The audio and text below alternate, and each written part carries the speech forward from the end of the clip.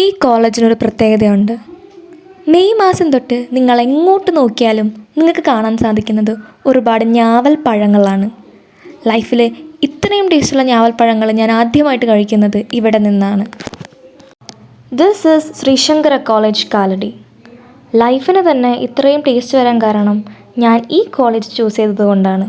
അതിൻ്റെ main reason people I met here.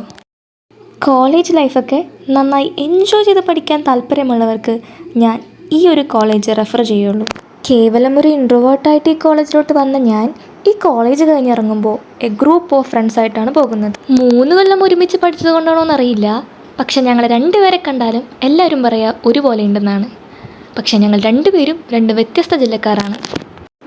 ചിലരൊക്കെ പറയുന്നത് കേട്ടിട്ടുണ്ട്, നമ്മൾ മരിച്ചു കഴിഞ്ഞാലേ നമ്മൾ സ്വർഗത്തിൽ പോകുള്ളൂ എന്ന്.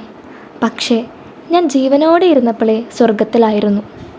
എൻ്റെ സ്വർഗം, നമ്മുടെ സ്വർഗം, നമ്മുടെ ശങ്കര.